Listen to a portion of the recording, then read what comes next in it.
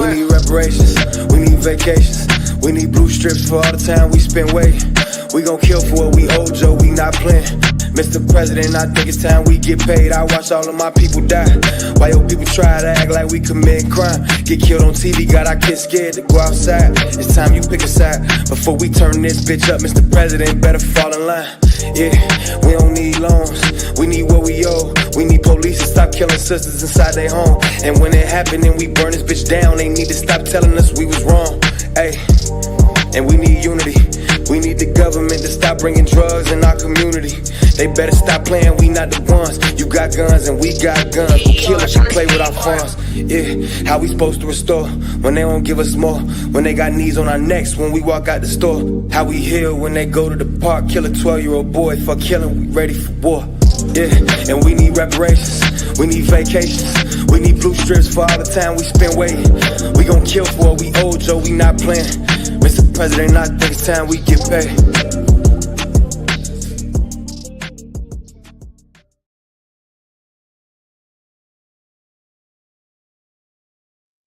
Peace, peace, greetings to you all. It's your brother Naheem, BKA Lord Abba, aka Mr. Just the Facts. Mr. Just the Facts.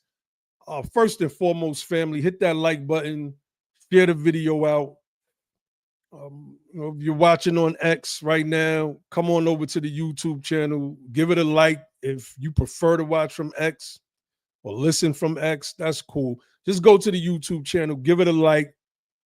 Subscribe to the channel, hit that little bell icon next to the subscribe button so that you can become a part of the notification nation and be informed every time BTP drops its dynamic content. Shout out to all my people. First and foremost, BTP Riri is on deck, BTP Isla is on deck. My brother Vince Jefferson is plugged in. Okay, I see you, bro. I see you. I don't know why my camera is just fuzzy on me right now. Let me see what happens if I change this thing. All right, that's a little bit better.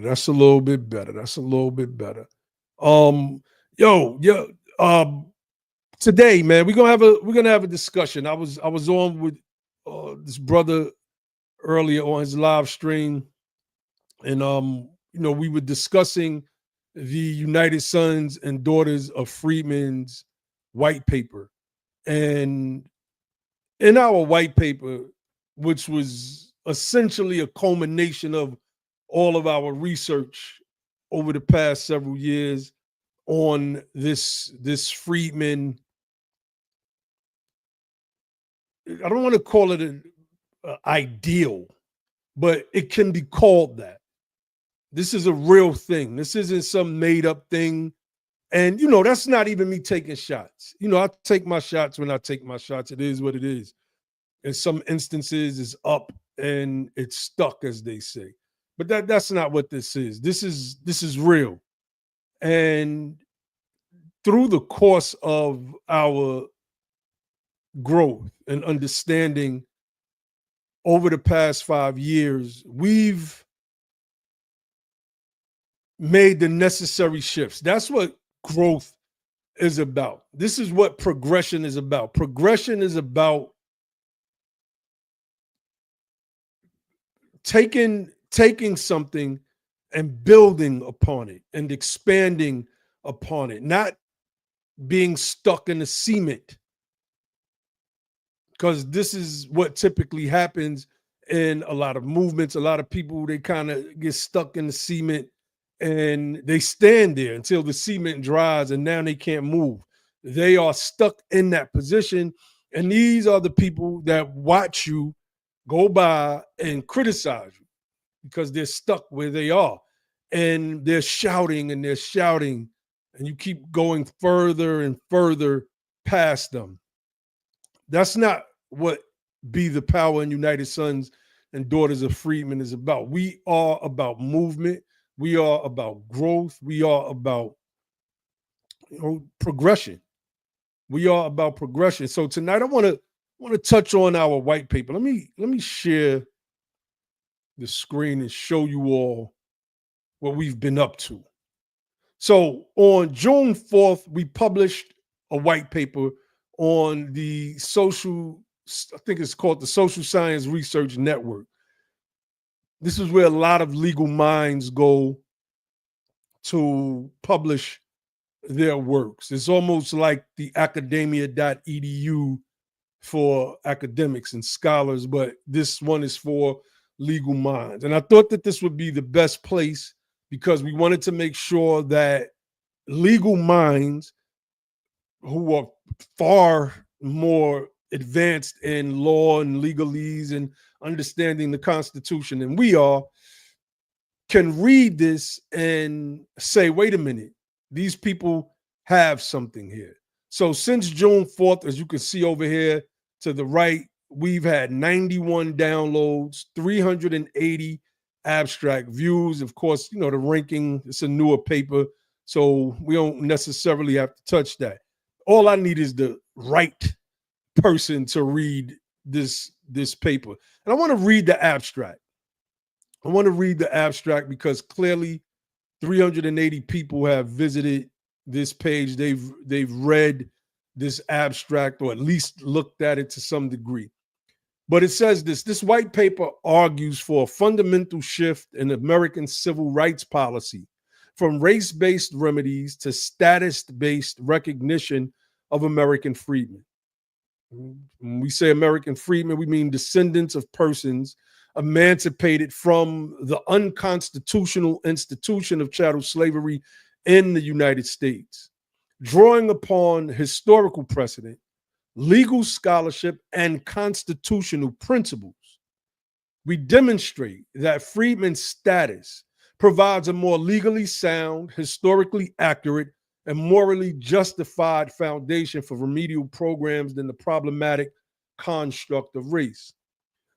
The paper establishes that the original intent of Reconstruction era legislation was to address the unique legal and economic disabilities imposed upon emancipated persons and their descendants, not to create permanent racial categories. By returning to this foundational understanding, we can create more targeted, constitutionally defensible, and effective policies that honors America's commitment to quote unquote colorblind justice while avoiding the pitfalls of race-based classification.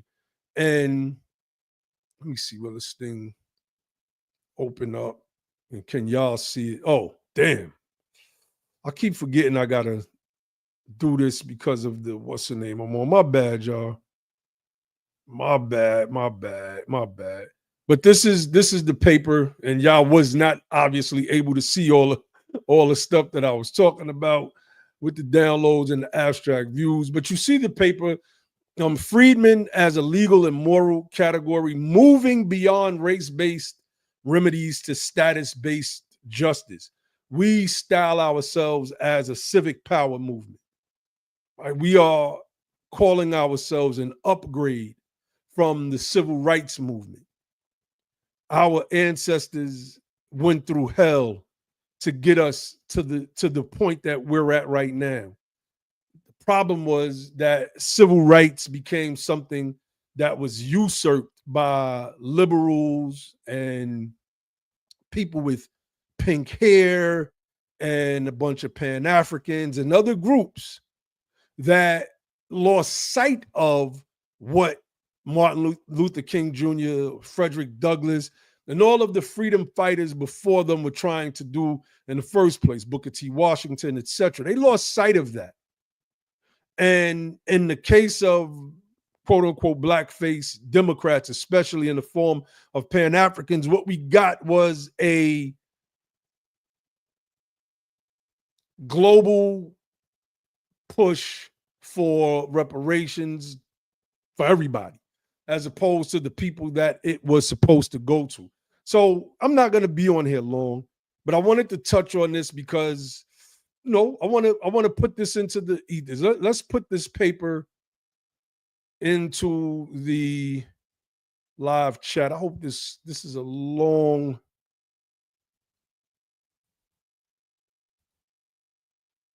URL, so hopefully the whole thing goes into the chat and y'all will be able to click on it and download the paper for yourself. Read it. Right? We wrote this paper in a way to leave room for discussion. We wanted to have discussion. Like, we wanted to talk with Chemerinsky 2-3 years ago. We believed that what we were proposing was helpful. It was remedying. And, we never got a chance to get that meeting, that conversation. Nevertheless, we still pushed on. Oh, I do want to make another announcement. Hold on. Our bill in the state of Massachusetts, it has movement. So if you remember, it was HD 3879. HD means House draft. That means that a draft of that bill is in the House. It's up for consideration, et cetera, et cetera. And different states do things a little bit differently. But when they decide to move on the bill, it gets a new number and it becomes an actual House bill. It graduates from a House draft to a House bill. So now that bill number is H4351, an act establishing a Massachusetts Agency of Freedmen Affairs. We're working our plan. This has been, you got a lot of people out there that's talking this delineation stuff. And what they're trying to do is hijack delineation, which is really disaggregation, into a movement of xenophobes where they make Twitter spaces going back and forth with Africans all day while the Africans are doing good for the most part, especially the ones that are over here that are sending billions of dollars back in remittances back to their own country. We have fools that sit on Twitter space and argue with them all day instead of consolidating our mental energy into forming ourselves a political power base. But that's what we're here for, right? That's what we're here for. It's time to separate the pros from the cons. And we are, in fact, the pros. So I want to pull up our agenda real quick. Let me move this right here to the side. I'll pull this. The first thing on our agenda, and I know I brought this up before, but I want to bring this up again because we have movement, and I want other people to know that there's an organization that doesn't know. I want those people to know that there's an organization that's actually moving. And I want the people that's on the gate that believe that sitting in Twitter spaces all day and talking and running their mouths about and cursing each other out and gossiping, etc. every day. I mean, we hold our Twitter spaces every once in the blue. And sometimes, we got to get at some folks every once in the blue. But I mean, come on. Why are we not building? I mean, we're building over here. So the question, let me reframe the question. Why are you not building with us?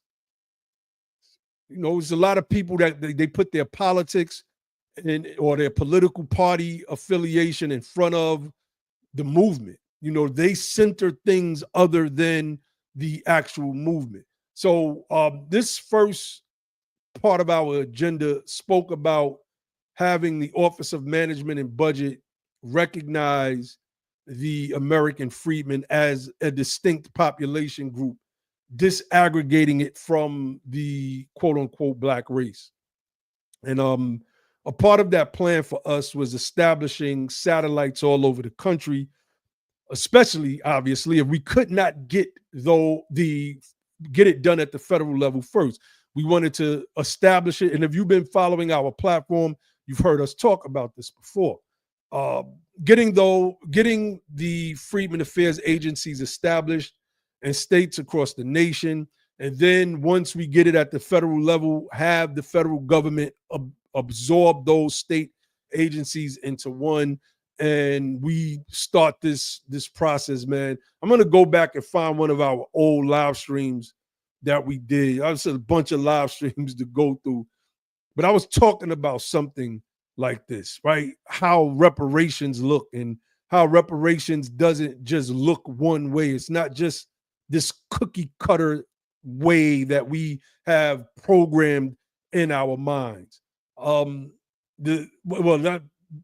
the first one. The second one is demanding that the federal government reestablish. I kind of spoke to both parts of the agenda in one, but these two elements of our agenda are moving.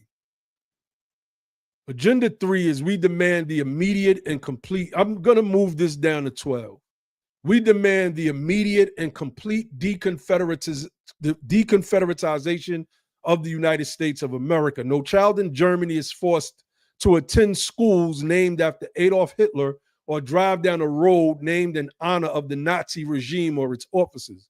By the same token, no American child should be made to attend public schools named in honor of Confederate war criminals. No patriotic American soldier should serve in the United States on military bases named in honor of traitorous, insurgent, anti-federalists. And that's a fact. But we're going to move. That one is going to be the toughest nut of them all to crack. But nevertheless, go to usadof.org. I'm going to put this link in the live chat. Shout out to our brother, Judicially Confirmed. Jabir Yu says, peace to the Freedmen family. I see you all. I see everybody. Shout out, shout out, shout out. Yeah, man, check out our agenda. We didn't come in, like I always say, we didn't come in this thing to play. So what I want to do right now is I want to play this video. Of course, you know, with all of these AI tools now, we get to have some breakdowns of our stuff. And these AI tools are so powerful. They can not only give you breakdowns, but they can give summaries. So I want to play a summary of our white paper because obviously we can't read all, 16, 17 pages of it on the air. I mean, we could, but we're not. And I believe that we have a great summary for everybody. And I want everybody to, you know, pay attention and check this out because I think that this is dope. I think that this is dope. Hello and welcome to The Explainer. Today, we are diving into a really fascinating white paper that poses a huge question. What if the key to dealing with the legacy of slavery isn't about race at all, but about a person's legal status? This idea comes from the United Sons and Daughters Creed, and honestly, it could completely change how we talk about this issue. So let's get right into it. So the central question here couldn't be more relevant. After recent Supreme Court rulings that put serious limits on things like affirmative action, there's this big hanging question. Can't you place on a legal basis on these kinds of programs? Then what can you do? Well, today we're going to explore one possible answer to try to find a path forward by, ironically, looking back into America's own history. Okay, so to really get the proposed solution, we first have to understand the problem they're trying to solve. And that is the fundamental trouble with using race as a legal category for these kinds of remedies in the first place. The whole argument really hinges on this one big idea. Race is a social construct. It's not a scientific, biological reality. The authors point out that modern genetics has shown there's actually more genetic variation inside a so-called racial group than there is between different groups. So their conclusion is pretty stark. If the category itself is scientifically shaky, then trying to build legal policy on it is like building a house on, well, quicksand. And look, this isn't just some academic theory. It's an argument that's being made inside the Supreme Court itself. In that big Harvard case recently, Justice Neil Gorsuch said the government's racial boxes are basically just incoherent stereotypes. He made the point that the category Black or African American could include both the descendant of enslaved people from the Deep South and, say, a brand new immigrant from Nigeria. You can see the problem, right? The categories are just too clumsy to deliver precise justice. And this slide really shows you where the rubber meets the road. The authors argue that because of that clumsiness, race-based policies are both too broad and too narrow at the same time. They're over-inclusive, meaning they can accidentally include people who have no ancestral connection to American slavery. But they're also under-inclusive because they don't do a good job of specifically zeroing in on the actual descendants of the people who endured it. So what you end up with is a foundation that's really, really shaky. Any law based on race gets hit with what's called strict scrutiny by the courts, which is the hardest legal test to pass. And there's a deep, deep irony here that the paper points out. To define who qualifies, these programs sometimes have to use the very tools of oppression, like the one-drop rule, that they're trying to overcome. And this isn't just a hypothetical problem. It's happening right now in Evanston, Illinois, where their reparations program is facing a lawsuit specifically because it uses race.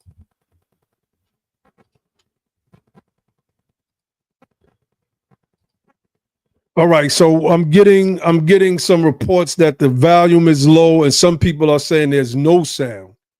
So I'm just gonna stop. I'm just gonna stop sharing it, and I'll run through some of the notes myself, and just to touch on what this paper is about. Right, it's important that we get this right, and there's only, in my opinion, I don't want to say there's only one way. I don't want to say that because that I don't want to make such an absolutist statement. But based on everything that I've studied, even in the paper, we touch on that, right? With Kavanaugh. Let's pull that up, matter of fact. Let's pull that up. Let's go through some of this. Again, fam, I'm not going to be on here that long. At least I'm not trying to be on here that long, but I want to touch on some of this because I think that we in fighting for remedial justice, there we go. We want to make sure that we are standing on, let me see. We want to make sure we're standing on a solid foundation. All right, so this is what I'm going to do. I'm going to start from here. Now I'll read through some of this. Y'all make sure y'all give us a thumbs up. Share this video out. And let's go. So this is from page 6 of the paper. Judicial recognition of Freedmen. I don't even think this is page 6. This is page 6 on the PDF. Judicial recognition of Freedmen as a legal status. During oral arguments in Students for Fair Admissions versus University of North Carolina, the affirmative action case, for those that don't know, Justice Brett Kavanaugh articulated a crucial constitutional distinction that reflects long-standing legal precedent. When Cameron Norris, arguing for the end of race-based affirmative action, acknowledged that the Freedmen's Bureau, quote, did not draw any racial classifications, but rather made, quote, classifications on the basis of being a former slave or a refugee, Kavanaugh pressed him on the logical implications. Quote, so today a benefit to descendants of slaves would not be race-based, correct? Despite Norris's attempt to distinguish between the formerly enslaved and their descendants, Kavanaugh persisted in highlighting the status-based nature of Reconstruction era benefits. Quote, you said to Justice Gorsuch, I think, that the benefit for former slaves was not race-based. If that's correct, then the benefit for descendants of former slaves is also not race-based, end quote. This exchange demonstrates judicial recognition that programs targeting those who experience the specific legal disability of slavery and their descendants operate on a fundamentally different constitutional basis than broad racial classification. So the courts will use a term like narrowly tailored. Narrowly tailored, oh man, I forgot to move this thing to the side. Narrowly tailored things that have to be narrowly tailored because there's a compelling governmental interest. Right now, and this is something that we've known for years, the wealth of the median black family, the Freedmen family, let's be specific, which is at about $1,700. Now, we don't know what it is post-COVID. Black people's eviction rates are skyrocketing, especially among black women. We don't know what those post-COVID numbers look like yet. I don't know what they look like yet. I've not seen them, so let me not try to speak for the whole. But by 2053, which that timeline may have been sped up, who knows by how many years, 10 years maybe, right? Our wealth at the median, when you take away, durable goods, will be at $0. Zero. This is what is being projected. I don't think there's a projection that shows us in the current economic position that we're in the current market, especially with how those at the bottom will be affected by the big, beautiful bill. I don't think there's a projection, and I'll play with those numbers a little later, but I don't think there's a projection that shows us recovering at all. I started a janitorial service, and it's one of several businesses that I'm going to open. I'm urging other American freedmen to do the same, to take advantage of this opening market so that we can hire our family members like I'm doing mine, right? But that still doesn't cover the broad problem. We look at what is bred by poverty, the different things that's bred by poverty. And without fixing that thing, then the American freedmen in this country, we're just going to keep reproducing into a poor class, which means that we're going to keep making up a large portion of the criminal class that gets actually locked up and convicted of crimes to do prison labor, right? It's like neo-slavery all over again. And we have to do something. This is why we preach about be the power. This is exactly why we preach that, because without power, what can you move? You could yap all you want in Twitter spaces. You could pretend like you're an Indian, which is probably going to be the next live stream. You could pretend like you're an Indian that has no connections to Africa all you want. In the grand scheme of things, it means absolutely nothing. It's just an off-ramp for people that, as we got from one of the old heads, it's just work avoidance. It's just work avoidance. And that's all these people are trying to do, because they feel that they can't catch up with this stuff. And so they want to muck it up and curse and scream and, childish. Like, at some point, those of us that's in the political space got to wisen up, or just take that stuff back to Clubhouse, man. Just go. I don't understand why you would come in a political space. You're not stopping anything. I just don't understand why you would come into a political space talking the nonsense that you're talking. You're not doing delineation. You're doing xenophobia. That's what you're doing. Corny, whack shit. Let's just call it what it is.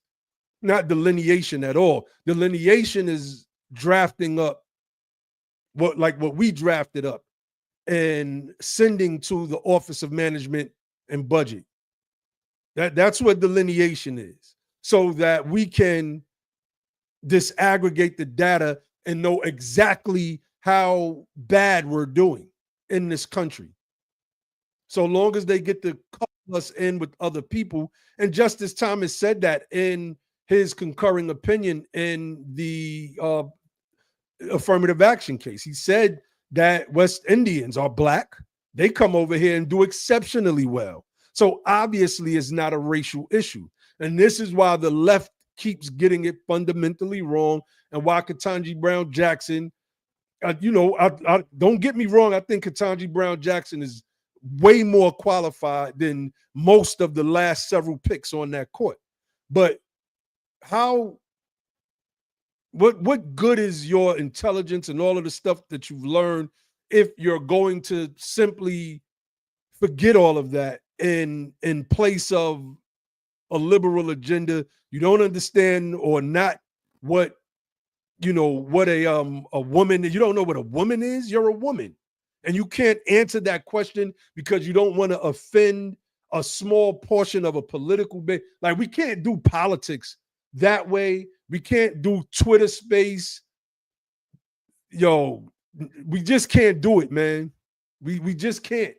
I don't know what these dudes is thinking and what many of these people are looking at, but we've studied the data, and we're going to get back into that. We're going to get back into putting the data in people's faces, because people are forgetting about this economic downslide that we've been going down since the Obama presidency.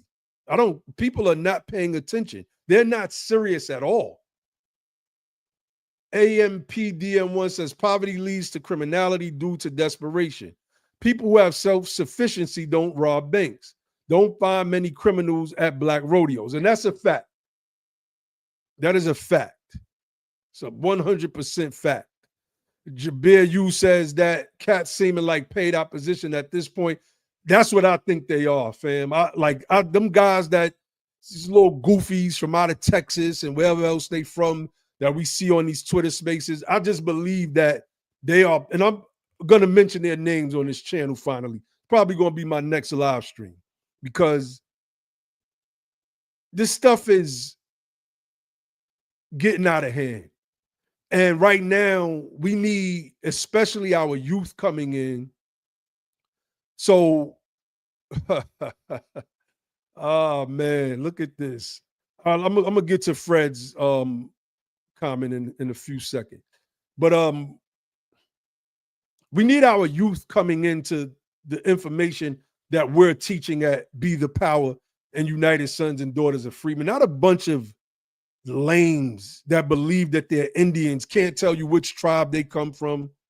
Their grandma told them that they were Indian. Like, just lying, just lying. People that hate their lineage, hate themselves, don't realize that our experience through the time of slavery has forged a new being on this earth. And they're ashamed of that because they don't understand their potential. My brother Logic used to call us the pit bulls of the human race, because we have a mixture of a whole bunch of different people, but predominantly African people. So, okay, so we got another, we're going to assume this is a white person that's a liar in the chat, because whenever you start talking to these white trolls, they start saying the same exact lie, which is they are Native Americans. So let's pull this up. Let's address Fred real quick. All right, let's click on this. Okay, This guy says the Democrats want reparations. Let's see. Let me fix this. In fact, let's stop sharing for now. Let's address some of this stuff. Let's stop sharing for. Let's address Fred. He's gonna always have the devil. The devil is always going to show up. The devil will always show up. The Democrats want reparations, and welfare to keep the Black community as slaves. Let me see if I could find. All right, we got Brother Ali in the building. What's going on, bro? Peace, peace, peace, peace. Can you hear me okay? Yep. Any kind of feedback or like echo or anything like that? No, you good, bro. No. Okay, cool, man. Cool.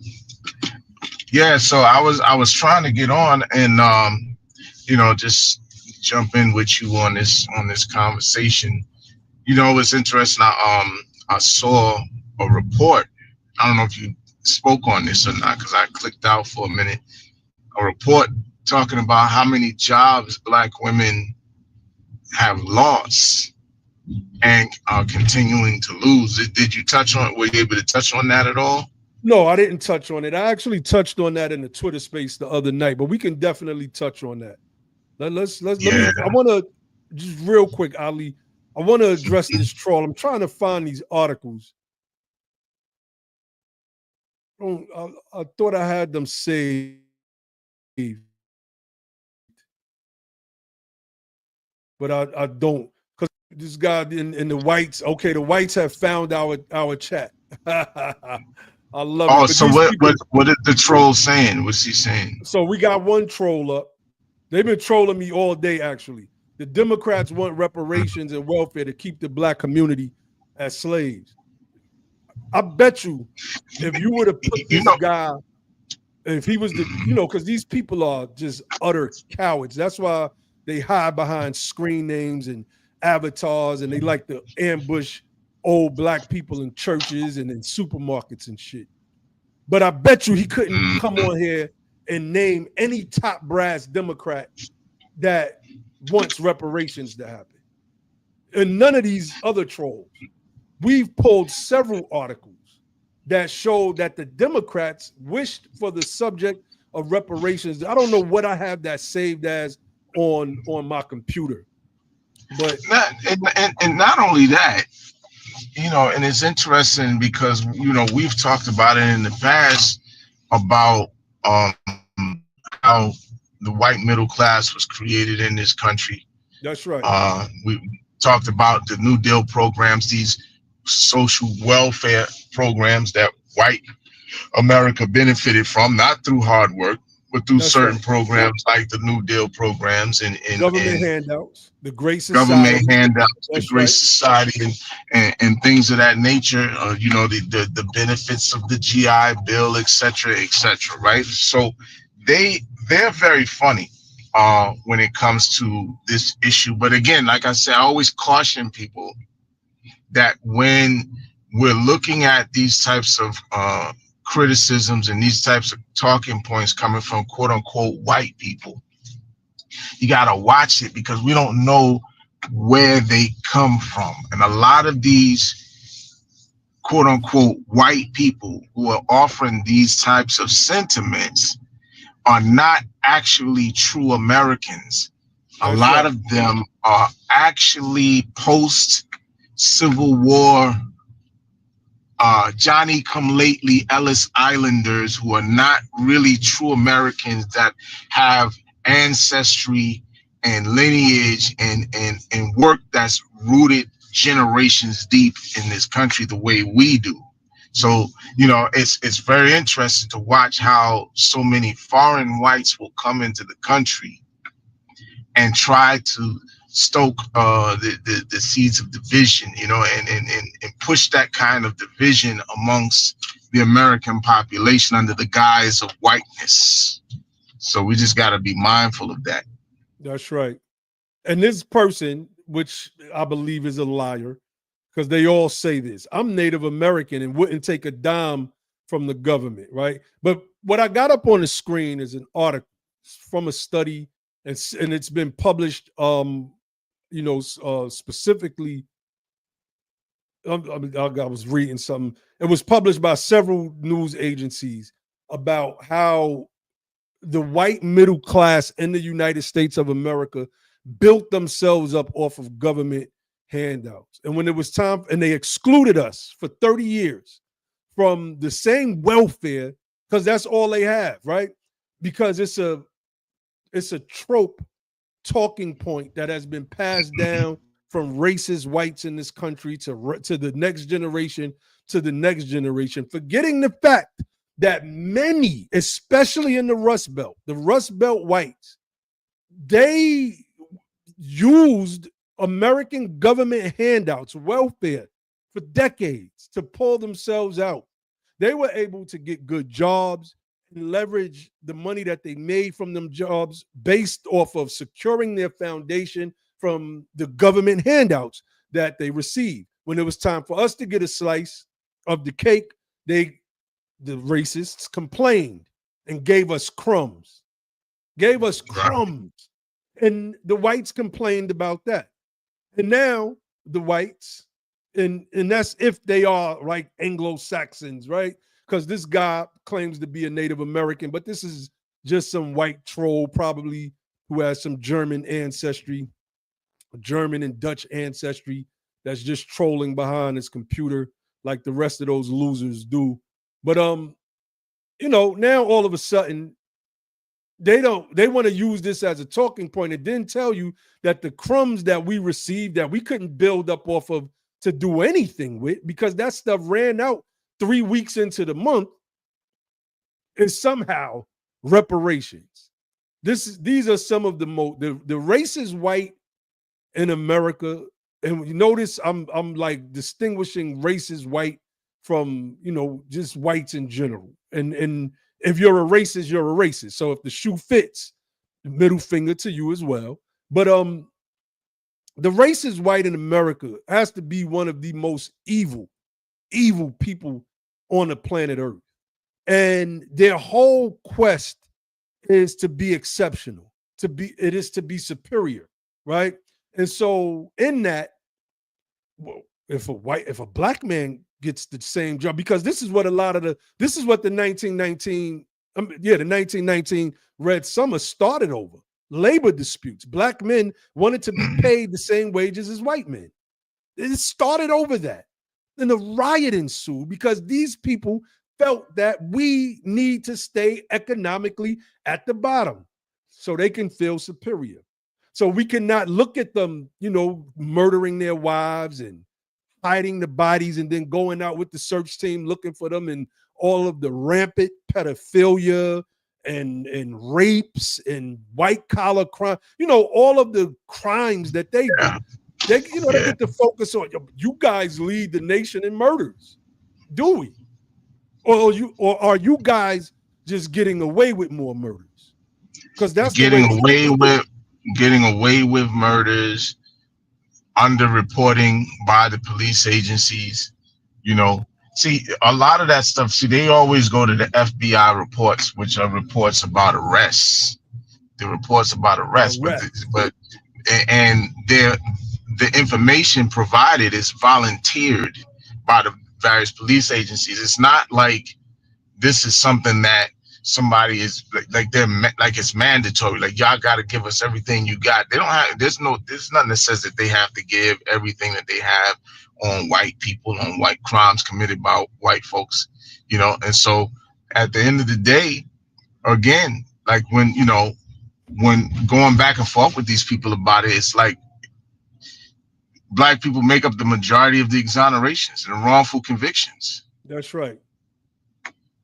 Majority of it. So please spare us with that nonsense, man. So I want to get into this real quick, Ali. I want to address this guy, and we could be done with that part of it. So he claims that he's a Native American and he doesn't want a dime from the government. But Native Americans, let's go through the history kills Yo, they say what the how I saying? The old Christians say, "Tell the truth and shame the devil." The history and the facts kill these devils, and we know that they're devils because according to their own Bibles, it says, "Ye are of your father the devil." John 8:44, and he was a liar from the very beginning. Facts. Facts. Okay, let's get into 1924 Pueblo Land Acts. These are reparations. Congress authorized the establishment of the Pueblo land boards to adjudicate land title disputes, along with the payment of 1.3 million to the Pueblo for the land they lost. Now, nobody's given us back the land that was taken from us, land that was bequeathed to us from our ancestors through the what is it? The agricultural, what is it called? Homestead, Huh? You talking about the homestead? No, not the homesteads. We got jerked out of those too. But this is the land that we actually had. And government, along with white private citizens, they took the land from us. Mm-hmm. They used heirs property. They took our land. We've never received the land. So this forced our people in the South to start moving north to look for better opportunities, et cetera, et cetera. See, they want to conveniently forget this stuff. And this is why they're cowards. They hide behind computer screens with fake names and fake avatars because they don't want to lose their jobs, right? I don't think Trump could stop you from losing your job if that's what you're relying on. I don't know. But and they always calling stuff welfare like that's a bad thing. Welfare is constitutional. Like that's right. And okay, so reparation is a part of the concept of promoting the general welfare. Like, listen, that's right. It's right there inside of your constitution, right there in the preamble. The governments are put in place to promote, and particularly this one, to promote the general welfare. So it's, trying to shit on welfare shouldn't be a thing at all because it's enshrined in the Constitution as part of the government's responsibility. Go ahead, bro. No, definitely. I'll just touch on 1927. The Shoshones were paid over $6 million. 1934, Congress passed the Indian Reorganization Act, which authorized $2 million a year in appropriations. There's so many. All of these, the next several of these are all Indians. Navajo Hopi, the Pawnees, Georgia restored many Cherokee landmarks. The Tingit and Haida Indians of Alaska.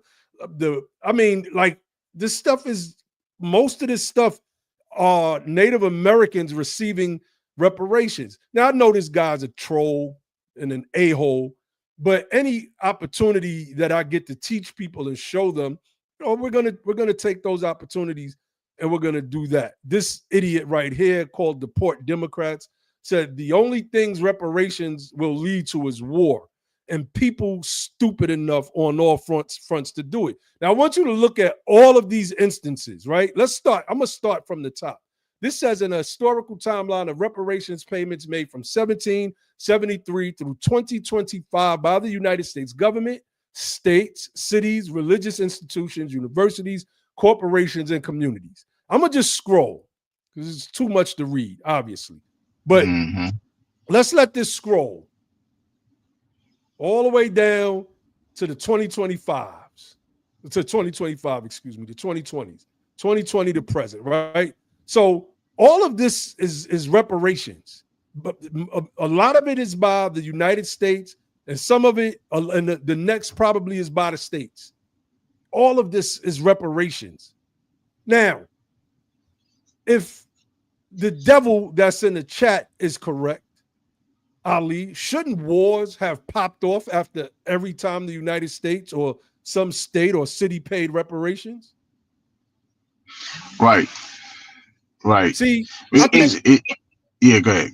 But I think what they're saying, Ali, is if we get reparations, then they're going to wage war on us.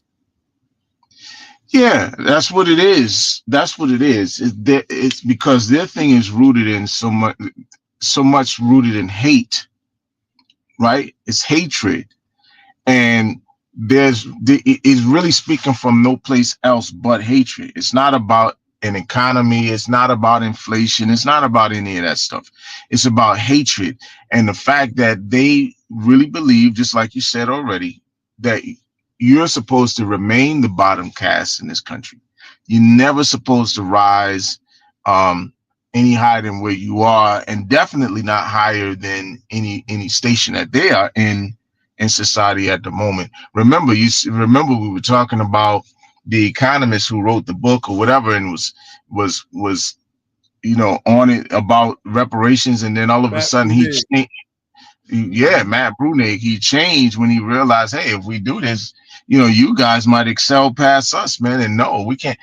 First of all, I don't know what Brunig is. Like, I don't know. He could be Brunig sounds like a German name. Let's look that up. yeah, he's probably a new American. And see, a lot, like, again, a lot of these people talking this crazy stuff are new Americans, man. They It's a German new, name. yeah, yeah. I guarantee you, Brunig, right, doesn't have ancestry that dates past the Civil War in this country. I guarantee it. Most of the white, so-called white people pushing back don't. Most of them don't. That's something that I've been very careful to pay attention to, particularly on social media, as I'm watching the various quote unquote whites pushing back. Just remember the guy from Europe who wrote the article about reparations being revenge. This dude is from Europe writing articles about this stuff. That's right. That's right. He's not even here. He's not even here. But for whatever the reason, these people from other places seem to be extremely invested in us staying in a certain position. I don't get that, but that's what it is. That's right. That's right. And it's the myth of superiority. They have to feel that they are superior in some way, and they feel if they could keep us at the bottom, talking about us, talking about Chicago. This guy, this clown troll that's in the chat talking about Chirac and all of this stuff, right? But they'll never talk about what produced Chirac. But let's take the opportunity to teach him. Go ahead, Ali. Yeah, I mean, Chirac is a bad example, right? It's a good example to show how these people will create fallacious arguments, right, out of thin air. The bottom line is the majority of black people in Chicago are not criminals. Let's start there. That's right. The majority of black people in Chicago are not criminals. That's number one. Number two, Chicago is one city inside of the state, and a small percentage of the criminal element in Black America, right? This is just a city inside of an entire country called the United States of America. It's one city, and that's their go-to because you got a small minority of people in the city who commit crimes. The majority of the black people in the city are not criminals. That's right. That's the fact. So it's a fallacious argument. Most of these people are pseudologists, as we say. They're just a bunch of pseudos. You got pseudology everywhere you look. Everywhere you look. That's the facts. That's right. AMP said people still dying or harassed in sundown towns. We got missing truckers. That's a fact. I want to go do a barbecue in a small town, Ali. I want to go have me a nice barbecue in one of them sundown towns. I'm sure they would love that. That's just me. I'm going to have me a little barbecue out there. So, new report reveals black homeowners in Chicago lost billions due to predatory housing contracts. This is a fact. The report, called The Plunder of Black Wealth in Chicago, New Findings on the Lasting Toll of Predatory Housing Contracts, conducted by researchers from various universities. See, these backwoods trolls that sit on these apps all day, probably from their mother's basements or their grandmother's basements, where they still live in the backwoods somewhere, because that's the only place they could get some good reception. They're not looking at what universities are talking about. They don't care. They want what they're saying to be the truth. They'll accuse us of pushing an agenda while they can't even back up none of what they're talking about. These people are devils. They're evil. Conducted by researchers from various universities reveals that more than 75% of Black home buyers in Chicago who bought their homes through, quote, home sale contracts during this era lost between $3.2 billion and $4 billion of wealth due to racist real estate policies and predatory contracts, according to the Chicago Sun-Times. Like, I could read this whole thing. I'm gonna put it in the. Well, we know them devils ain't gonna read it. But what about the predatory nature of these lending institutions during the so-called housing crisis? That's right. They How much targeted was us. lost there? That's right. Subprime loans, and Obama, who was a tanned white man, he helped white people out while Black people suffered. And we know that too, because the let's see. We know that too because there was article after article written about the destruction of Black wealth during the Obama presidency. People's Policy Project, Jacobin, how Obama destroyed Black wealth. The Intercept, Obama's housing policies led to decline in Black wealth. Black wealth dropped 30% under Obama. I could keep going and going and going. See, we have the facts on our side. We have the facts on our side. So the facts. They can't this dude said, I'll call right now. Shit, I'll meet your ass. No, you won't. You people are a bunch of cowards. You know what's so funny about these kind of guys, man? They talk a certain kind of way, right? And then when you watch the videos of these jokers trying to confront somebody, man, they always laying on the ground. Why are you laying down? Why are you laying down after you do all that damn talking, man? You just want to lay down. As soon as somebody touch your jaw one time, you're going to lay down. Police, come shoot these Black guys because I lost a fair fight. So, just to get back to the topic, and, we don't mind addressing trolls every now and again. And we have some clearly white trolls in the chat. They've been all day.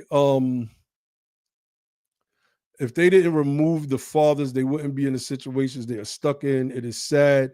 It isn't white versus Black or Republican versus Democrat. It's good versus. You're wrong. Deport Democrats. This is just wrong. It's Black versus white. It's like look. If you want to make Black and white synonymous with good versus evil, well, then you got to understand something. Somebody in this situation is Satan. That's right. Somebody is Satan, right? Somebody is the devil in the situation, right? If you have the power to redline somebody, if you have the power to gerrymander people in a way where they lose political power, and that's what you do. If you have the power to be predatory with lending inside of lending institutions and giving people adjustable interest rates that they didn't know anything about, if you got the power to do that, then somebody is Satan, right? You can say good versus evil all you want. All right, cool, whatever. Somebody is the devil in this scenario. And that's the thing y'all gonna have to admit. You're gonna have to deal with that. We don't have to use black. We don't have to use black and white, but we understand black and white are really just proxies for something else, right? If you want to say good and evil, fine. But somebody is the goddamn devil. That's a fact. That is a fact. So, this discussion started with us speaking to the status aspect of reparations and the fact that you can't use race because it's illegal. It's unconstitutional. Can't use or create race-based legislation. We've brought up several Supreme Court cases over the years that proves and backs up these very points. And I don't know, man, Ali. I keep saying that we can't ball up a fist to save our lives, right? So now I got to fight my own people who believe that they're Indians. Then I got to fight people like these trolls in the chat, these racists, trying to build the coalition. And when I say my own people, I'm just talking about those clowns that have crept into a political space where they don't belong. And that's why they're going at us. I want to acknowledge our sister Sunny Johnson. The last space she did on X, she was going through a point where she was breaking down all of the welfare that had been given to the white middle class in this country over various years, and I thought she did an excellent job with breaking that down. Which, like I said, we've spoken about that in the past on a number of occasions, particularly New Deal, etc. Right? But she was going through some detailed information on different things that they got that they were cool with getting until it comes to us, right? When it comes to us, then it's a serious problem. But see, I'm one of those type of people, and I know there's a lot of folks who are like, we don't need anything from the government. Well, that's crap, right? Because if you're going to be forced to pay taxes to a government that was allegedly instituted to promote what? The general welfare, number one, and number two, to protect the rights and privileges of the citizens of the United States, one of those things being the right to own property. But then you have other people calling themselves citizens, taking away people's property at their whims. Like, no, we need to be compensated for that because the government failed to do its job in protecting those rights, those quote unquote God-given unalienable rights that were afforded by the Creator to all men. It failed when it came to our families. There are the people who felt like they could just take things. We're going to take your rights as citizens. We're going to take your rights as humanity, as members of humanity. It doesn't matter. So the government that says it was instituted to protect these things, it failed us on that end. And so, yeah, there's a debt. It doesn't matter what some Johnny come lately, quote unquote, white person has to say about it. They're really not invested. As far as I'm concerned, they're not even true Americans. That's right. That's right. So, these people came, Roy Beck in his book, Back of the Higher Line, he speaks to a lot of what you just broke down insofar as these new Europeans that came here and adopted whiteness. They weren't white in their own home countries. Right? This immigrant stock. Now, of course, whiteness is a global phenomenon. And we're going to be doing breakdowns on this channel, right? We're going to be doing real breakdowns on race. Oh, I can't wait. Oh, yeah, I man. can't wait. I'm going to tell y'all now some of the resources that we're going to be using. Y'all heard us speak on them before, but we urge you all to get these books. The Invention of the White Race by Theodore W. Allen and White by Law by Ian Haney Lopez. We're also preparing something. I don't know if Ali want to touch on that right now. It's a rebuttal to some racist shit. And we don't stop. We don't stop. And I want to say this too. We are American citizens. And as American citizens, we rock out with other Americans that understand our plight. Martin Luther King Jr. said something special was done against the quote unquote Negro. So something special must be done to fix him. And if you can't see what's going on, then shame on you. So we don't have issues with white people over here. We have issues with white racist devils. We don't have issues with Hispanics. We have issues with racist Hispanics. We don't have issues with Africans and Caribbeans. We have issues with xenophobic Africans and xenophobic Caribbeans. We have issues with the people that have issues with us. Point blank, period. Point blank, period. So I want to, make that clear as we move on as well. The people that was just in this chat, these trolls, they have issues with us because they believe themselves to be superior. And because they believe themselves to be superior, they want to, they want to keep the narrative going. I got to keep saying this, and I'm going to get tens of thousands of us to say this on the X app, and Elon is going to tweet it, and Cat Turd, and Meme World, and Gunther fucking Eagleman, and the rest of these bigots, Matt Walsh, et cetera, because that is going to show the politicians that we still want to keep the American freedmen at the bottom. Don't ever lose sight of that. And when we start breaking down the history of race in America, especially whiteness, we're hoping that those that listen gain an understanding of how they were duped by the bourgeoisie planter class all the way back in the 1600s after Bacon's Rebellion, who saw that there was a unity between the proletariat class, the working class of our people.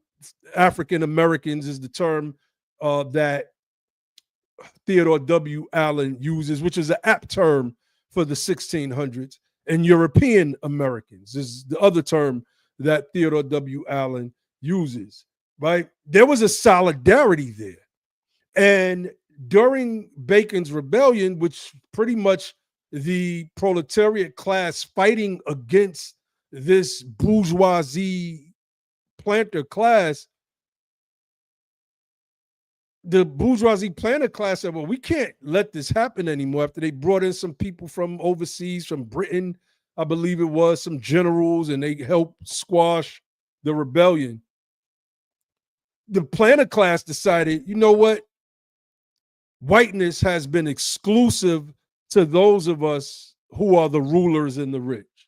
I think it's time to start extending whiteness down to the peasants so they could feel like they are a part of us, and we can keep the Negroes/blacks, the Africans, in their place.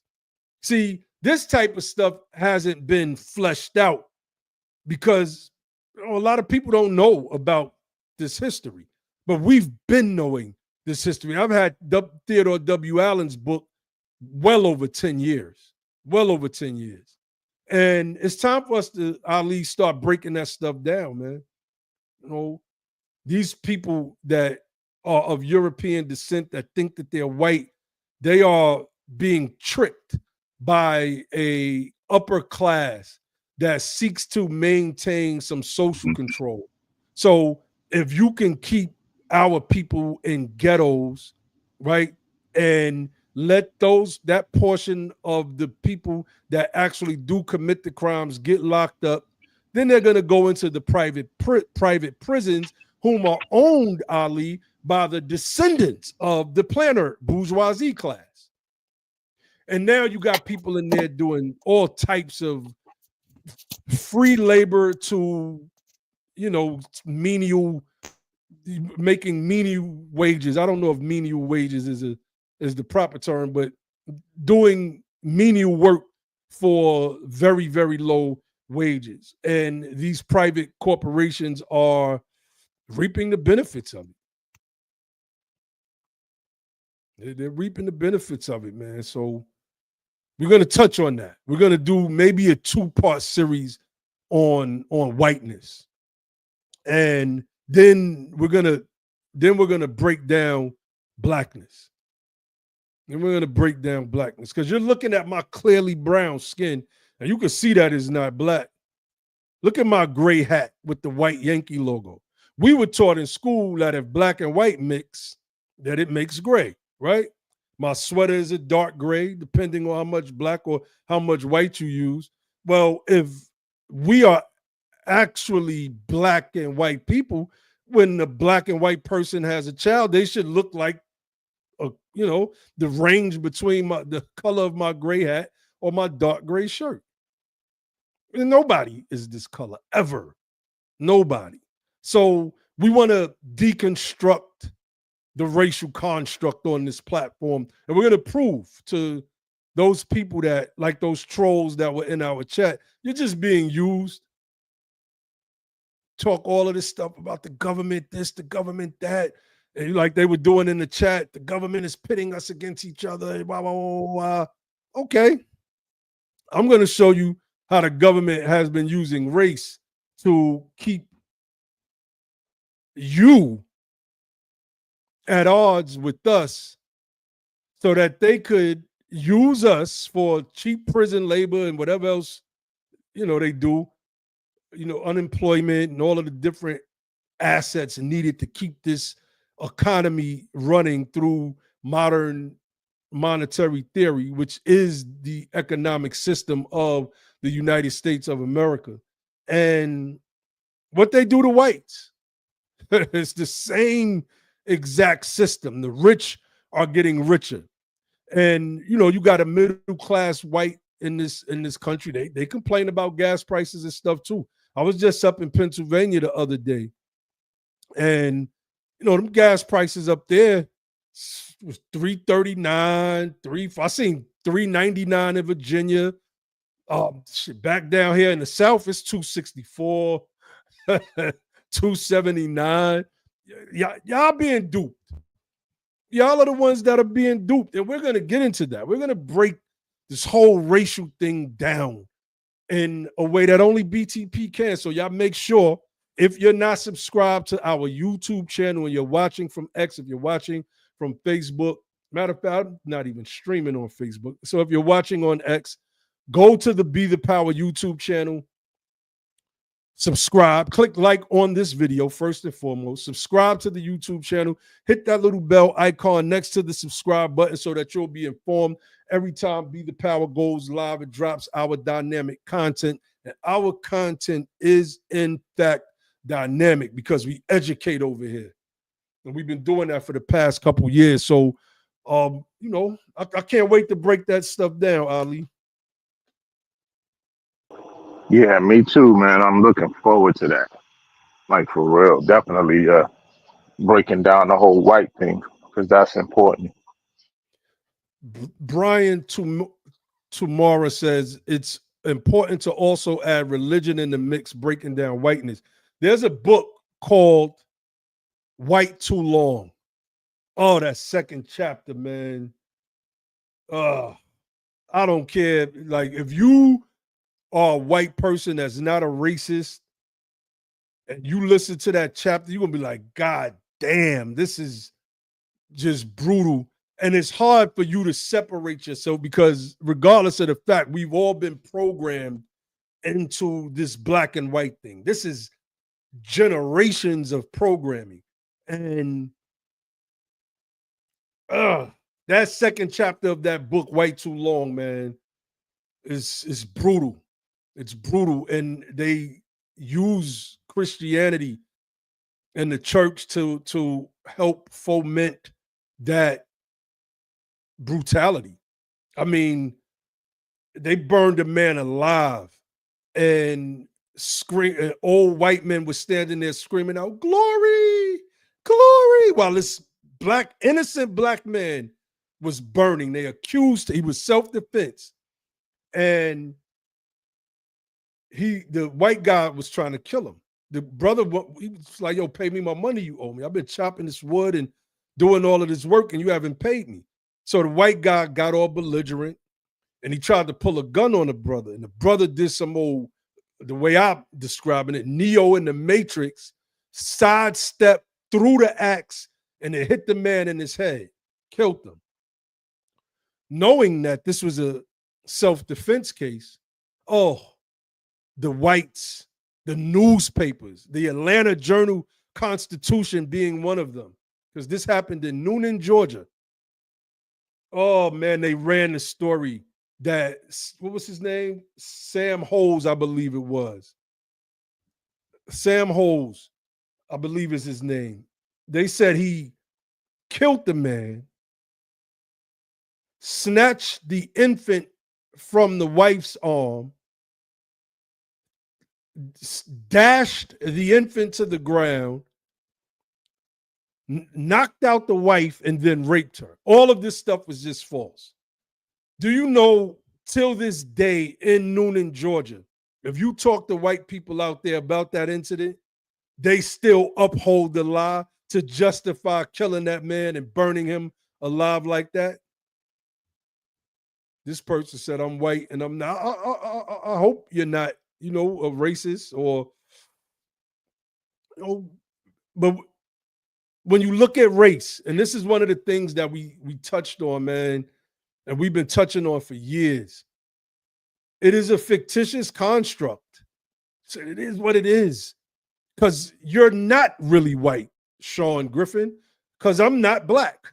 I'm brown. Clearly, my beard is black. My headphones is clearly black. This is for the goofies that pretend like they don't know what I'm talking about when I'm saying this. But when you look at a person of European descent, their skin is not white. Skin is not white at all. Let me see. Brian Tumara says, us Protestants' duty is to work with Black American freedmen. We taught the Christianity to them. Yo, that's what I'm talking about. That's like I want to be clear. We're not a separatist group.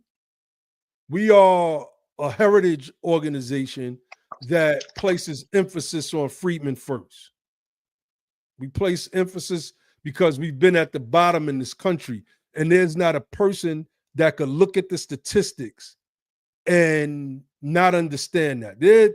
There can't be a person alive that got any sense of humanity that could look at the statistics of our people and not understand exactly what we're talking about why there's a wealth chasm right now between our population group, the so-called black group, and the so-called white group. This has been designed.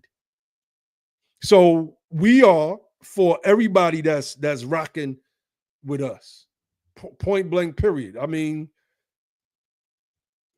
a reparationist is not somebody that is based on their race or their skin tone. It's somebody that fights for it. Walter Vaughn was a reparationist. This dude was, if I'm not mistaken, like down with the Democrats and supported the Confederacy. But I don't know, he's seen it. It was like, yo, nah, black people need to be repaired. I'm gonna work with Callie House and get this pension fund going. I'm not praising Walter Vaughn. He is what he is and was what he was, but I praise him praise the work, insofar as what he was trying to establish for our people. He could have probably been a racist. Didn't like our people, but still felt, you know what? We got to do right by these people. Because I don't know what Walter Vaughn's motivation was. I just don't know. So, and we are for building with people that are serious and ready to build and wanting to form, as our sister Sunny says, voluntary associations. And we doing our thing for the betterment of the country, because we believe that once American freedmen are made whole finally in this country, once we are repaired, then America will become one of the greatest countries ever to exist. We start to blend our ingenuity. There were thousands of inventions that were stolen from us. We never got to build the society in the way that we wanted to. And so instead of us working together on these things, there were white men that said, you know what? That's a great idea.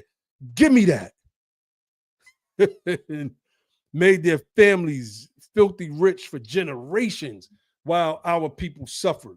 So, you know, there's the original sin in this country has never been absolved. It lingers. That's why these conversations are still had. And the descendants of those sinners and those who have come to this country and adopted that sin, they want to keep that sin going. And if they had to choose between America being like this futuristic high-speed rails zigzagging across the United States, like looking like what we really envisioned when we were young kids in the 80s, when we thought about the year 2000 and the future, or just keeping us at the bottom and just let Black Mississippi look like Black Mississippi, and Black Alabama and Louisiana look like Black Alabama and they'll choose that, because those types of people need to feel superior. And the politicians, they eat it up. So they'll throw a tweet out there every so often. The content creators, they'll do their thing and they'll keep promoting the division. And the crazy thing is, these are the people that say that pushing for reparations is causing division. These are the same people that tweet racist, bigoted BS every single day. Every day. The situation in Cincinnati, what was that? A white Russian man slapped a brother and chaos ensued. And what did the racists do? They said, we got to exterminate. I seen posts that said we have to exterminate them. Come try. Come try. That's all you got to do. You go to churches and supermarkets where old freedmen are shopping, but you ain't trying to pop off in no neighbor. You scared to come to the hood. You scared. You gotta do is come try. So they don't want to encounter Chirac. It's like these guys we thought it was gonna be one way, but it turned out to be something different. It is what it is. And this is America. It's unfortunate, but this is what it is. And we're gonna stand on our two over here, 10 toes down, all day, every day. So yeah, Ali, man, I can't wait to do those live streams. I really want to break down the fictitious nature of race, and somebody said we gotta touch on religion too, huh? Yep. It says, let me see. It said it's important to also add religion in the mix, breaking down whiteness. So I'll reveal some of what Theodore W. Allen posits in Invention of the White Race. He says the Africans weren't connected to a church, right? Because he's explaining that the original system of bond servitude isn't a racial thing at all. And he gives examples of that, right? He shows Anthony Johnson, whom many falsely believe is the first slave owner. He shows a bunch of different examples, Black people from Portugal who owned white servants, et cetera, et cetera, et cetera. He said, but the planter class began mistreating everybody.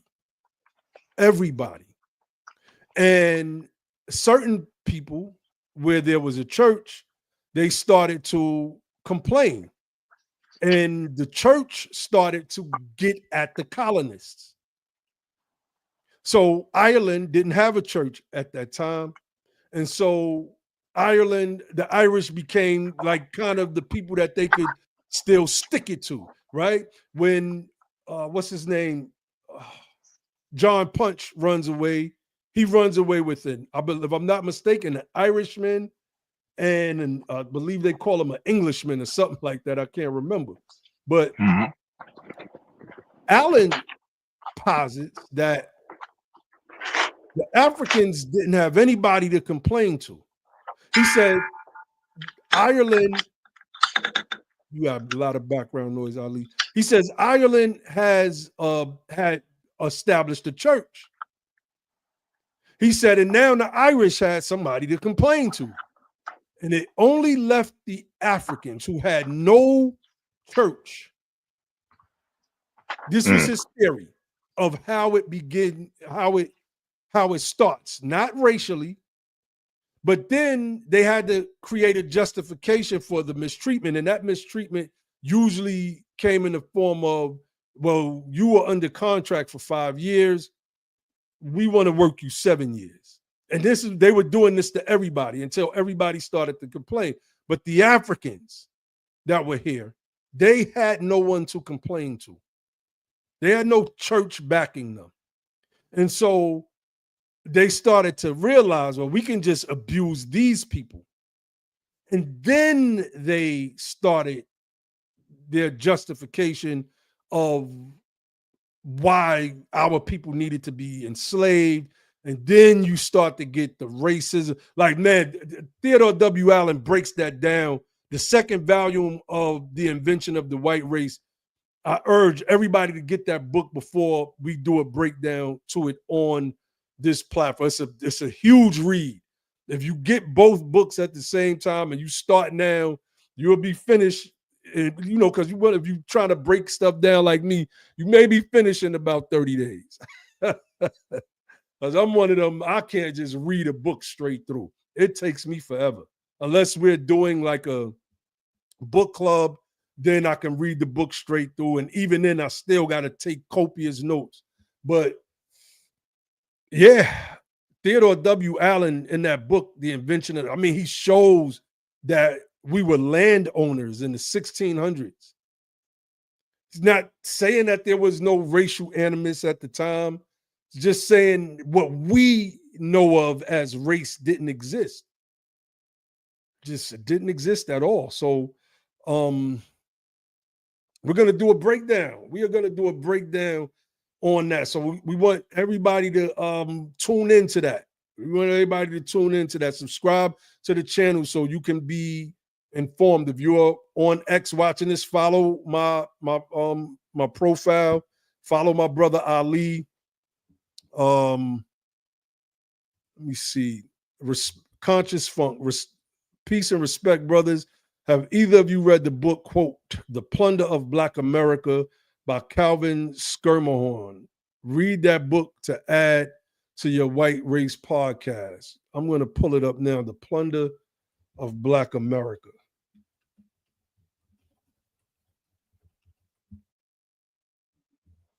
No, I haven't read that book. I haven't read that one.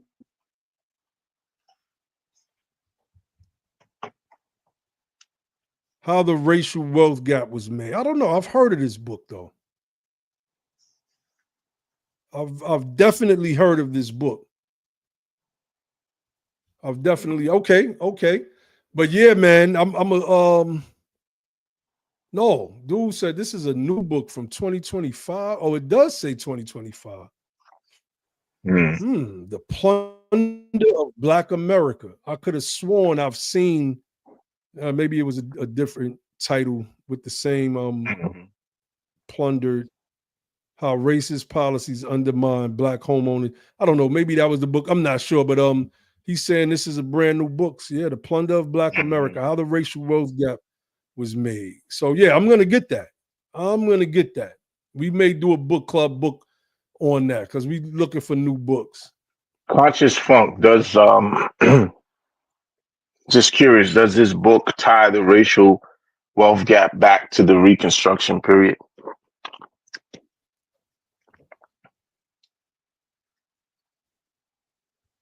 Let's see what he says with that. Because for me, I feel like he probably ain't hear your question, but he said this: the first chapter decimated that whole Anthony Johnson was the first slave owner myth. perfect, because we've been decimating as well. Yeah, that's too easy. For me, it was easy to, because I mean, come on. The man came over on a slave ship. Like, come on, man. What are you talking about? It was a slave ship that he came on. That right there is an issue. On top of the fact that you had, before Anthony Johnson, you had Europeans who were of the Spaniard or Portuguese caste that had enslavement in the colony of New Spain, which New Spain was a part of what is the present day North America, present day United States of America, Florida, Texas, certain other states. I think New Mexico, a couple of other states in the Midwest, the Louisiana Territory, certain places in that area. They had African slaves in the colony of New Spain in the 1500s before 1619. So, that's pseudo. That's pseudo. That in and of itself is just pseudo, man. He responded, Ali. He said, Mhm. absolutely. 10 chapters that break down Black wealth starting in the colonial era. Mm. So I'm probably going to get this tonight and start on it. Matter of fact, I'm probably going to get this tonight and start on it. I'll probably get it on Kindle. I don't know. I've been getting a lot of books on Kindle lately. I need to get back to building up my hardcovers. They just, books, trying to lug books around, boy, sometimes is cumbersome. But I'm gonna get this. I'm gonna just get it on Kindle. I'm gonna get it on Kindle. We need to. I can't wait to do that breakdown. I've been thinking about it for the past couple weeks, man. I've been going over all of the Jeffrey Perry videos. Jeffrey Perry was the understudy to Theodore W. Allen. I was trying to get him on the live stream, and he passed, unfortunately. He wrote a book on Hubert Harrison. You know what? That's a book that I do have, an ebook that I bought from him that I never got through, but it was an ebook. So for them that are more labor conscious, I believe their ideology is more Marxist. They look to people like Hubert Harrison, who understood the differences between the racial dynamic and the class dynamic. And, in a lot of ways, what's going on, Sister Roz? In a lot of ways, our plights merge here in a way that can't necessarily be separated by those ideologies, right? That Marxist element, the communist element, the socialist element, these aren't just elements found in Black America, they're found in white America. I go at these pseudo-Nazis, neo-Nazis all the time. I'll be like, you're a socialist, right? And they say, no, I'm not a socialist, but you're you're waving a swastika. It's in your profile pic. What are you talking about? That's this Nazi symbol, the Nationalist Socialist Party. I'll be laughing at some of this stuff, man. I'll be laughing at, but anyway, yeah. So we can't. Some of these ideas are interwoven in ways that I want to touch on as well, man. I like to style myself as a dialectical materialist. I'm no Marxist at all, but I do style myself as a dialectical materialist. And I believe that you got to do real shit to get real shit done. Point blank, period. That was Fred Hampton's ideology. We believe in reality, or we deal with reality as it is. We deal with reality as it is. So I think aspects of everything that we've been a part of has been forged in a certain type of crucible. And we are a part of that finished product. But what it also has done is it helped us look into all of these other areas without having to become those other things. Take the best part, is what Father Allah, the founder of the 5%ers, used to say. Eat the meat and spit out the bones. Take the best part and build on it, plant seeds, etc., etc. So yeah, man, I look forward to all of that. I look forward. So Ali, I started off talking about the status-based reparations, because we can start winding it down. So I started talking about status-based reparations and how that will replace the lineage-based reparations idea, because you can't use lineage, right? We know that the case of Rice versus Cayetano, I believe that's 2001. The courts ruled it was a Hawaiian case, and it has something to do with voting and an argument being made on ancestry.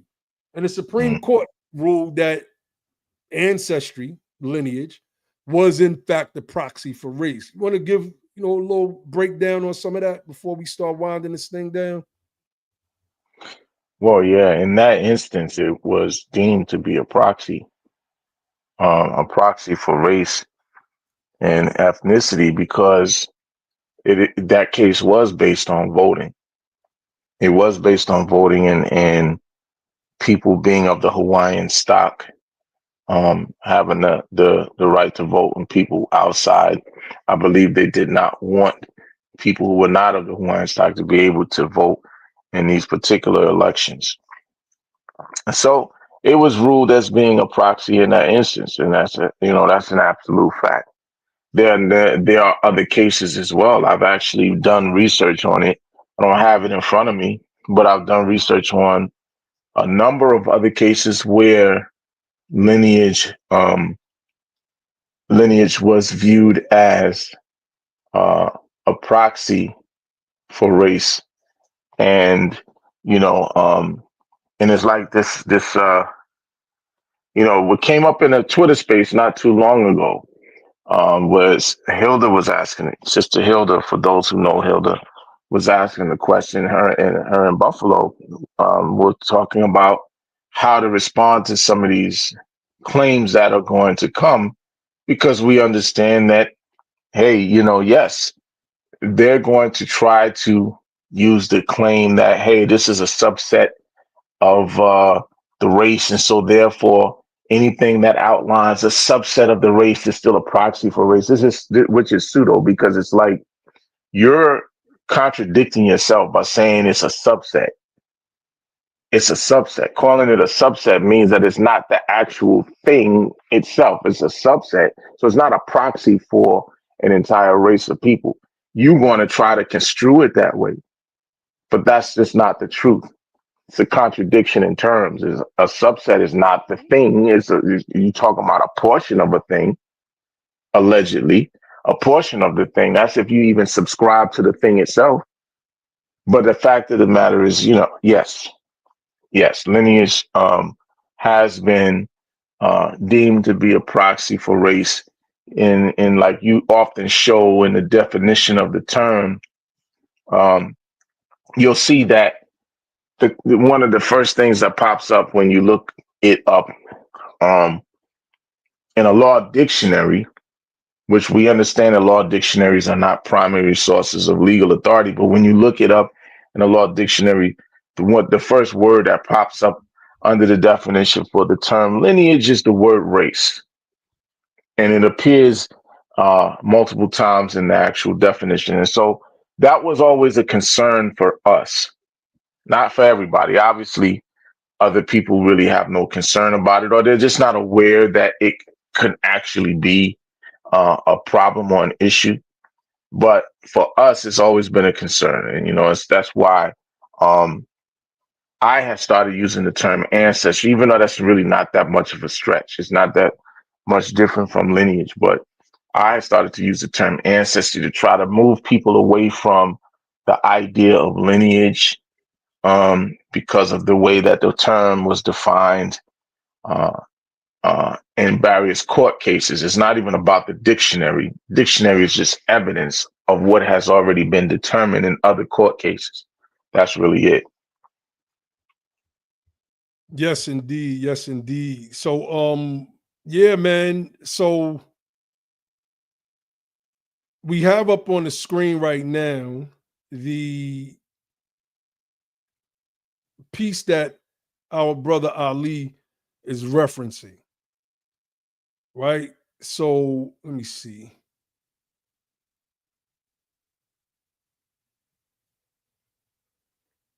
And this is from Black's Law Dictionary, 5th edition. And we were sharing this out because we had we started to have this discussion and we looked up lineage and ancestry and all of these different things. And we, of course, we came to ancestry.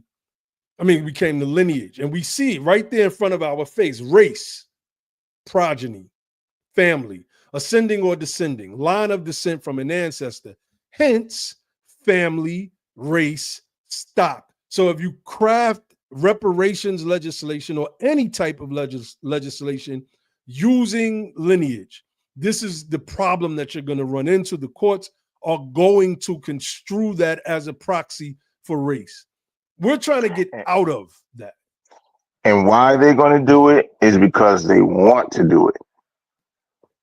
Ultimately, that's what it's going to come down to. They're going to do that because that's what they want to do. Their job is going to always be to place obstacles for the purpose of obstruction in front of your path, right? And so we understand that. We understand that, and I know that that was a concern. One of the things that Hilda brought up is like, basically they're going to try to have you jumping through hoops. Yes, we know that. We know they're going to try to have us jumping through hoops. We understood that going into it. Like that wasn't like we're not naive and not naive in that sense of like, everything is gonna be smooth sailing. All we gotta do is rock out with this Freedmen thing. No. We understand that they're gonna try to construe, right? Because that's what it is. It's always about construction. And ultimately, you're gonna wind up in arguments. And so that's what this is really about. And a lot of people get on our case about the whole Freedmen thing. And it's like, these are concepts, these are theories and this and that. And it's like, okay, fine, call it what you want. But at the end of the day, what it's going to come down to is who can make the best arguments. Who can make the best arguments? If your arguments are based upon already defeated notions, that are centered on race and race consciousness and racial based ideologies, then you already know what you're going to get. You already know what you're going to get. So our thing is, look, we're doing it from a different perspective. I want all of the race-based people to do all of the race-based work that they deem necessary. Just do it. But then for us, it's just, we're going to do it from we're taking a different approach. And that's all there is to it. Theory, ideology, call it whatever you want. But the stuff that we're talking about doing and the way that we're talking about approaching it is not something that's already been shot down. The way the stuff that you guys are talking about and the stuff that y'all are talking about doing has already been shot down, right? And so we already know what they're going to say about what you're talking about doing, right? Because remember, as I always likened it to the brick wall. It's like, okay, you guys see a brick wall. So what you're going to try to do is ram through the brick wall with this race thing that you got. Where our idea is, maybe there's a way around it. Maybe there's a way over it. Maybe there's a way under it, right? To get to where we're trying to go, as opposed to trying to go through that brick wall. So that's all it is. It's a difference in perspective, the way we're looking at it versus the way you're looking at it. You want to go through the wall. We're saying, look, we might have figured out a way around it. Maybe. We'll see. We'll see. That's right. I was trying to pull up. What is that case? So let's contrast. Let me stop sharing this. Matter of fact, I'm gonna keep this up for a minute. This is from our white paper, The Constitutional Limitations of Lineage-Based Approaches. While some advocates have proposed, quote unquote, lineage-based approaches as alternatives to race-based programs, such approaches face significant constitutional limitations that make them legally vulnerable and practically problematic for policy implementation. The judicial history of ancestry and lineage-based classifications demonstrates consistent treatment as racial categories subject to strict scrutiny. Historical precedent, lineage as a racial classification. The Supreme Court's treatment of ancestry-based claims reveals a consistent pattern of judicial skepticism toward lineage as a basis for legal classification. And Rice v. Cayetano, 2000, I had the year wrong earlier, the court struck down Hawaiian voting rights based on Native Hawaiian descent under the 15th Amendment, explicitly ruling that ancestry-based laws constitute racial classifications regardless of their cultural or historical specificity, right? This is something that we hear all the time. So we got to be specific. We need specificity. Da, da, da, da. Well, they shot it down despite historical or cultural specificity. Scroll down, the thin doctrine and the social construction of race. United States versus Bhagat Singh Singh Thin, excuse me. And I believe this is one of the prerequisite cases that's in Ian Haney Lopez's book. I'm pretty certain it is, White by Law. But this case is in 1923, established that racial classifications are based on, quote, common understanding rather than scientific or genealogical evidence. This precedent demonstrates that even scientifically or anthropologically defined ancestry, that's that Federal Directive 15 language, becomes reduced to socially constructed race categories and legal analysis, making lineage-based approaches inherently unstable as constitutional foundations. The Thin Doctrine reveals that courts will treat genealogical claims as racial classifications regardless of their technical accuracy or historical basis. This judicial approach subjects lineage-based programs to the same strict scrutiny that has proven increasingly problematic for race-based initiatives. And then we get into contemporary constitution. Like, this paper is thorough, and I urge everybody to read it. I'm going to put it back in the live chat. And I want to hold on so you all can see. Well, we've had 3 downloads since we started. We're at 94 downloads right now. This paper has made several journals as well. What's going on, Sister Shanna? I see you. BTP Shanna is in the building. Our sister Roz is on deck. Brother Brian, what's going on?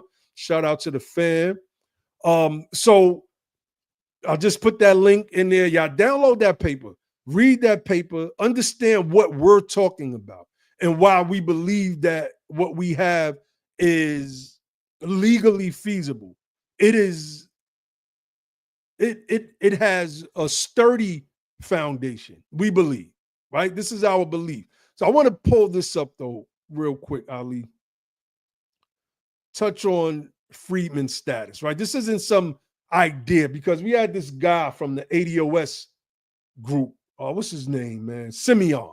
Give him a shout out, because he doesn't like the debate. He just likes to throw rocks and then hide his hands and then block you on Twitter. This guy named Simeon from ADOS.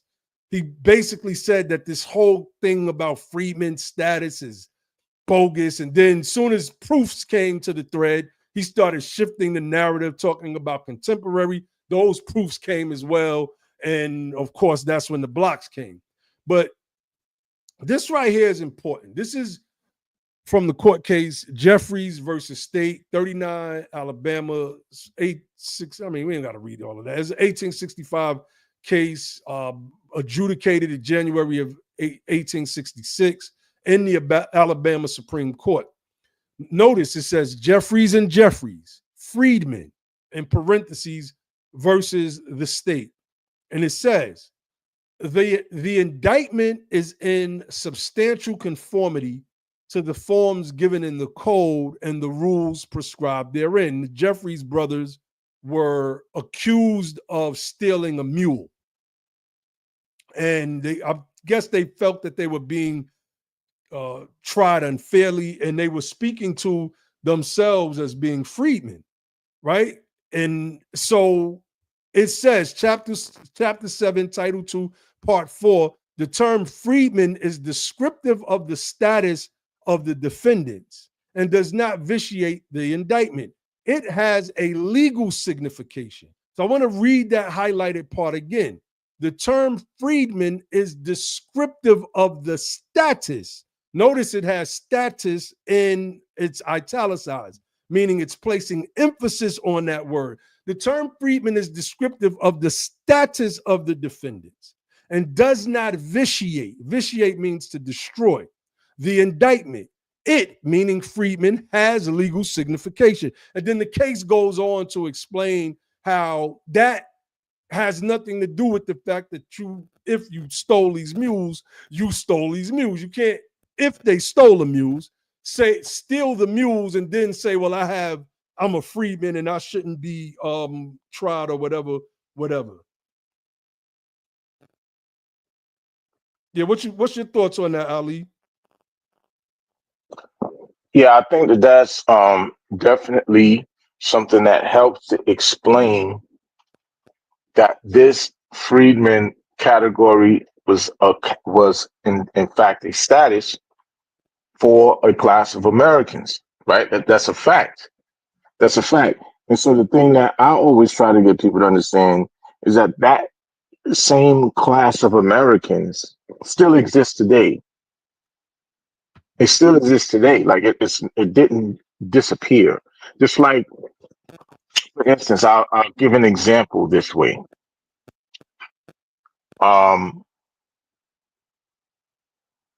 My family, because I always say it's a class of American families. My family, one of the family names is Harrison, right? The Harrison family that existed in 1865, that family still exists today, 2025. I'm a part of that same exact family. It didn't disappear. So when people try to make the claim that, oh, all of these people are dead, the people of the freedman class are dead, it's not true. We're a part of it. We're a part of that. And the other case that we often use, which was the Supreme Court case of the state of Connecticut, it actually explains it in that case that this class of Americans grew by millions by the time that case was heard, based on the fact that the people who were emancipated had children, and those children, and they talk about the descendants. It includes the descendants. This is some of the sources that we use. It says that it includes descendants, not just the children, but the descendants. So the class grows as the descendancy grows, as the offspring comes and the grands come, the great grands come, the class continues to grow. So the same group of people who you're calling descendants of slaves are actually a part of this class of Americans that was acknowledged as being the freedman class, right? And people have a status of belonging to this class. It's that simple. To me, that's the way I can best explain it. That's the best way to explain it. Your status as a member of this class of persons is a very real status. That's a fact. It's not something that changes. And the reason why it's important that you understand that these particular court cases acknowledge this is because even though these are state court cases, these are court cases that are still part of the judiciary within the United States. And there was nothing on the federal level that said anything to the contrary. Particularly the case from Connecticut, where it speaks about the fact that this class grew and that it was a part of the national understanding of who these people actually were. Right. So that's that. The other thing that I wanted to clear up, because when we was talking in the last Twitter space about it, I had mentioned Roman law, right? And I was saying, which got, one of the ADOS people, it's funny because they deliberately, I don't know if it's deliberate or they just can't understand stuff.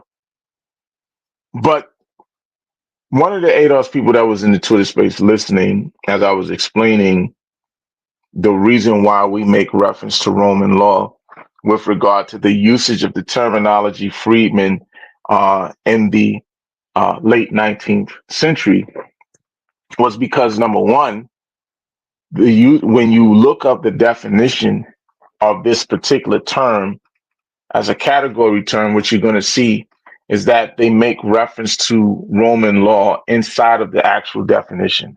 So that's your first clue. That's your first clue right there.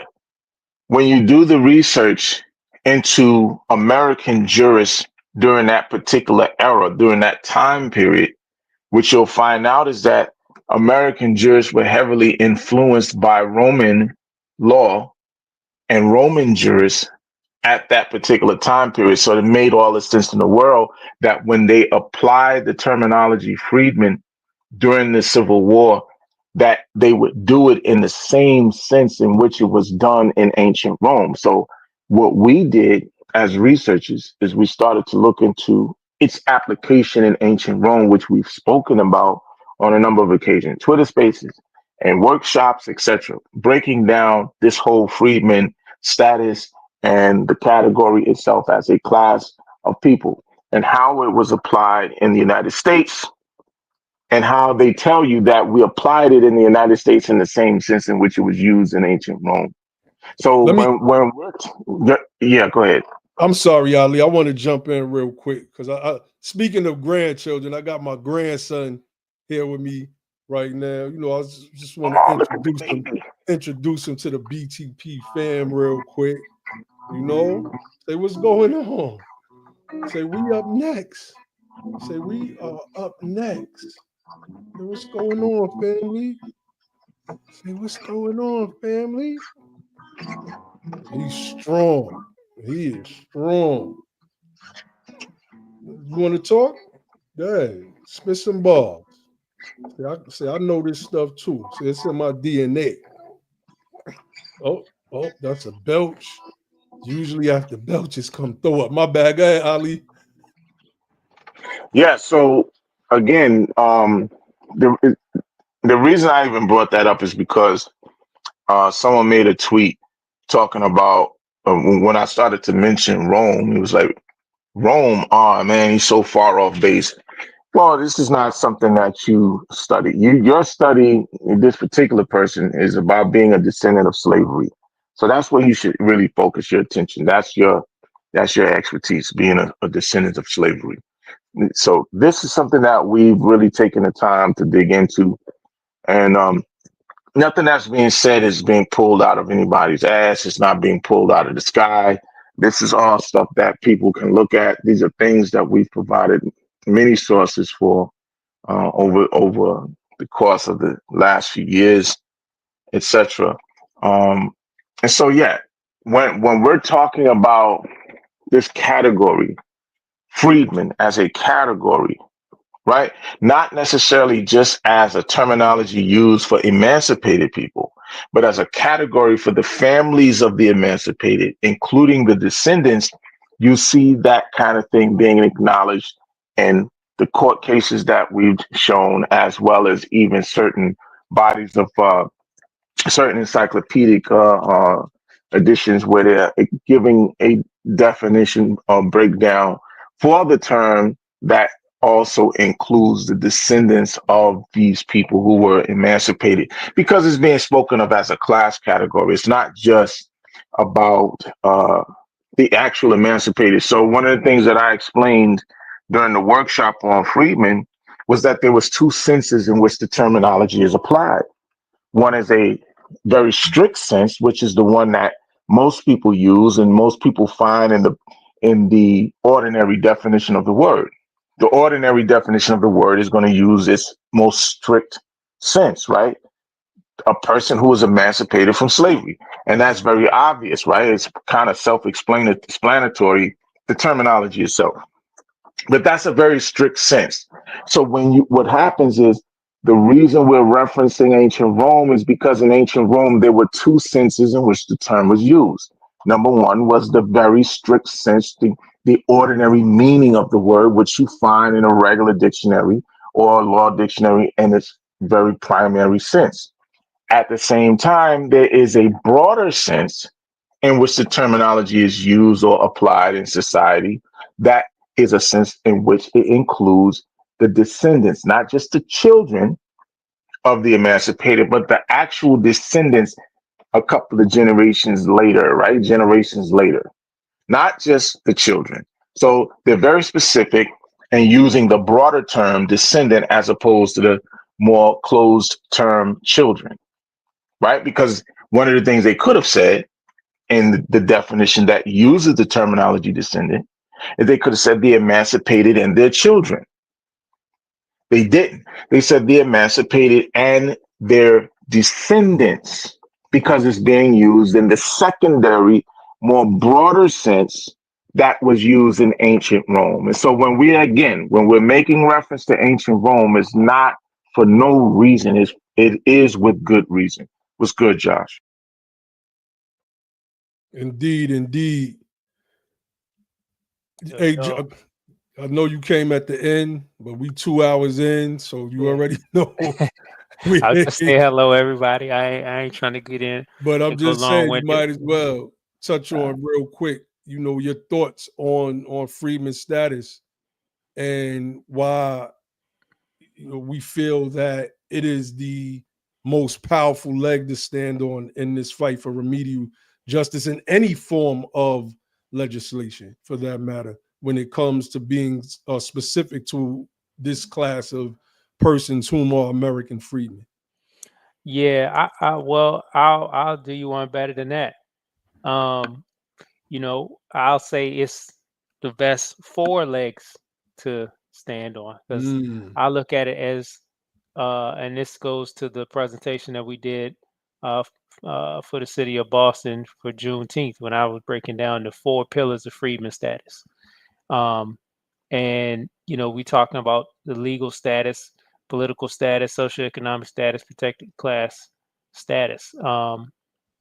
And so that's very important when you look at it. You think about, and I don't know if y'all touched on this already, but when you want to understand freedmen status, just look at it from this standpoint, because people use the term status and they don't understand, like, there's different contexts to status. People, we can when you look up a word and they may have multiple meanings, that's because it's different, that those meanings relate to different contexts. So in the legal context, you can say that the legal status of freedmen is, or the legal pillar is, let's talk about legal status. Legal status is a category that defines rights, obligations, or restrictions under law.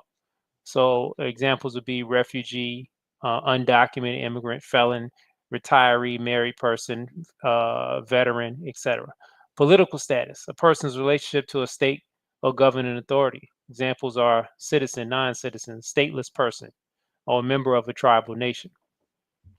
Socioeconomic status, a person standing in the social and economic hierarchy. For example, working class, low income, affluent, elite, etc.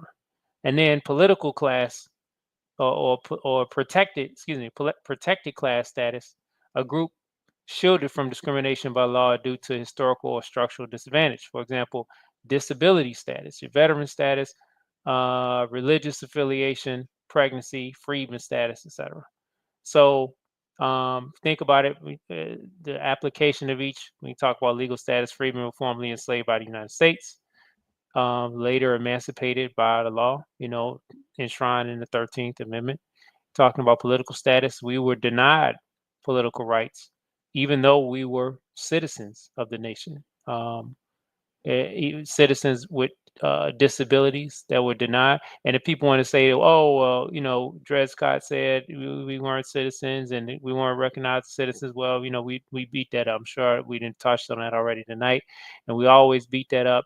And if you look at the fact that, and a lot of people don't talk about this, but we talked about it recently, with the recent court case that was dealing with it. I think it was even was it the Creek Freedmen or one of those, when they looked at how the laws that they put in place, especially dealing with the blood quantum to deny the freedmen the citizenship rights in those tribes.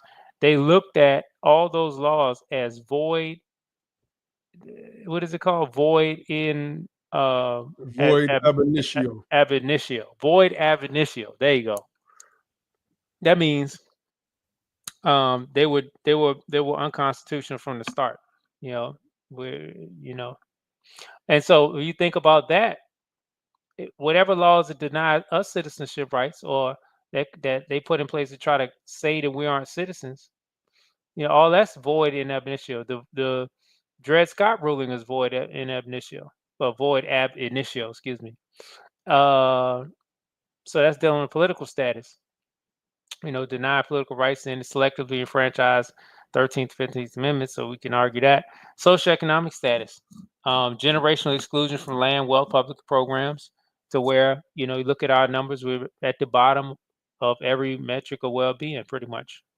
And then what we're trying to push for today is to put in place through legislation and executive action and whatever means that the government has to solidify our protected class status, which means we'll be eligible for legal protections and reparative programs based on government inflicted harms. So when you think about freedmen, that's how you need to think about it. You need to think about it, you know, from these four pillars: legal status, political status, socioeconomic status, and what we're fighting for through legislation. And we'll mention it again. We have bills in state of Massachusetts that's fighting for a protected class status for freedmen.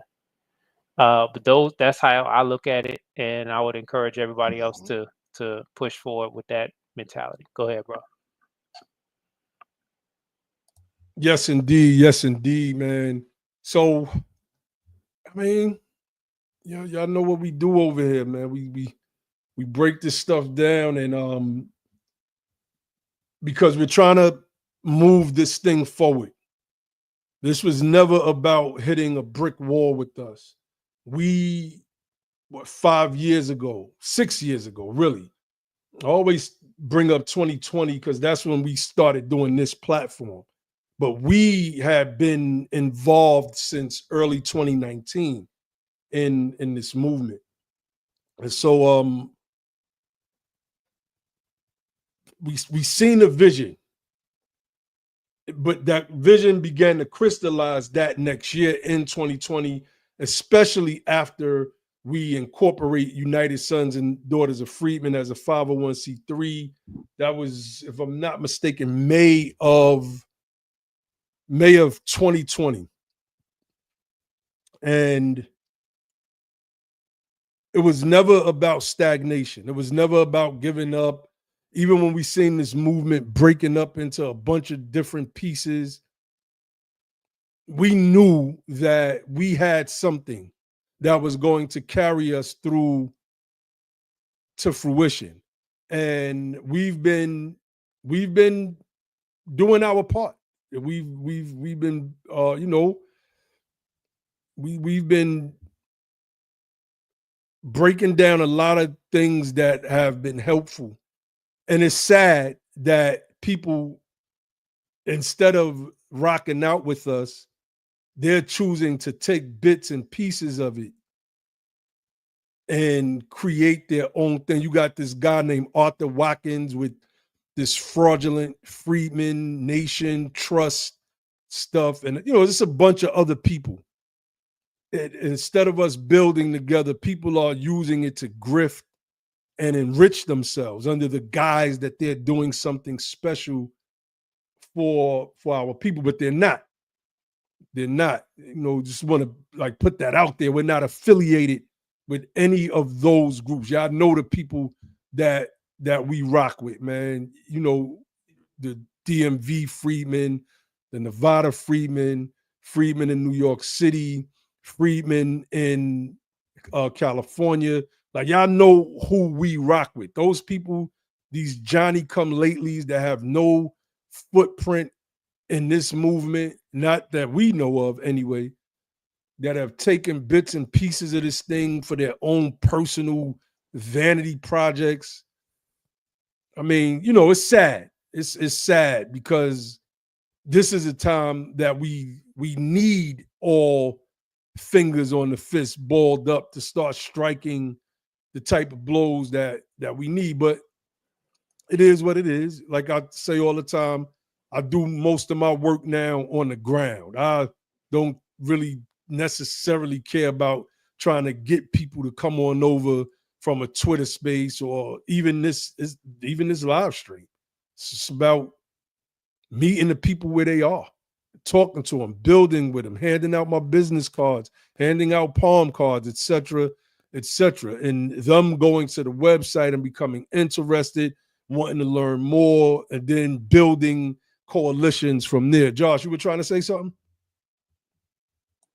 Oh, I mean, I hit it by accident, but I was thinking that, hey man, we built with people who want to run, who want to make something happen, and a lot of times it's easier to do that when you can get some momentum in your backyard. You have a meeting, and you got some people that you can link up with often, and and we see that actually if once people have the tools, once they have the education, they have the motivation because they look at their conditions, and various things spark them politically.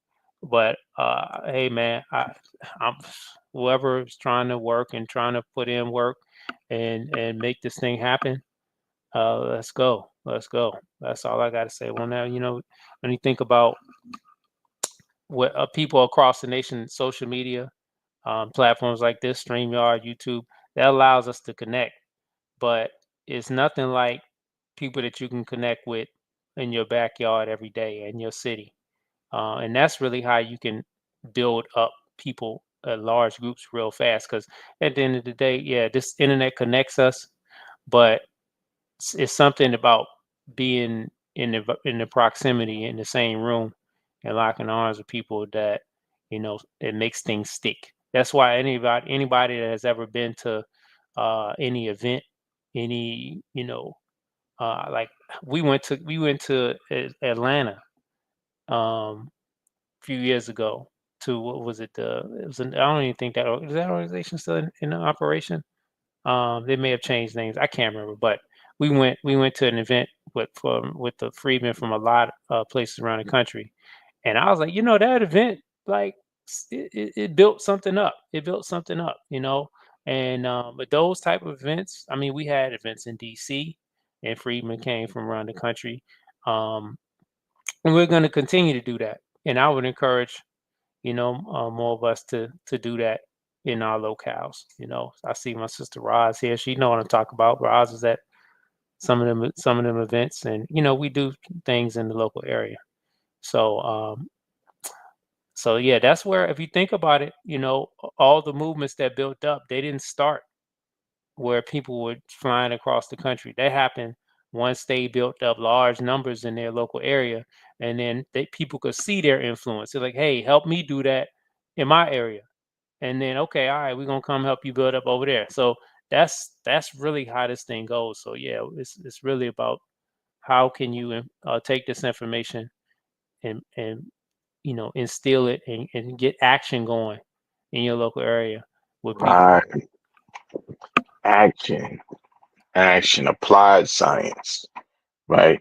Because it is science, but we're trying to apply it. And that's the thing that we feel a little bit alone in, right? It's like it's not a lot of that going on, unfortunately. We had a lot of fighting, but I don't see a lot of people applying the science, right? Applying this knowledge in their areas. You know, there's some who are attempting, you know, who are working on stuff and trying to, you know, like we're attempting to apply it ourselves, you know, but we need more people that's to make those attempts to even try, you know. That's the most important part, because the info Josh broke down, the info that Naheem broke down, this is stuff that can be applied in real time. And it's just, we need people that's willing to do that. You know, it can't just be like a handful of people. I mean, you know, it might have to be a handful of people, but it would be great if we could actually get, you know, people on board to assist with applying this information. This is a civic power movement. And we've been clear about that we feel that this is our upgrade. This is our upgrade, man. Like, our ancestors put in a certain type of work for us. And now it's time for us to like show and prove, man.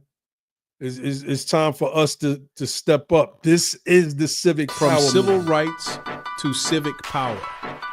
We are the descendants of those emancipated, still fighting, but now organizing. No more marching just for visibility. We're building political muscle, claiming public office, controlling our local economies. We're taking our rightful seat at the table, not asking. We are citizens. This is the civic power movement.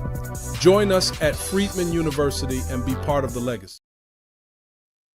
Yeah, man. Yeah, man. Hey, that's So- a dope video, bro. That's a, Oh, that's honest, man. So we're gonna wrap this thing up.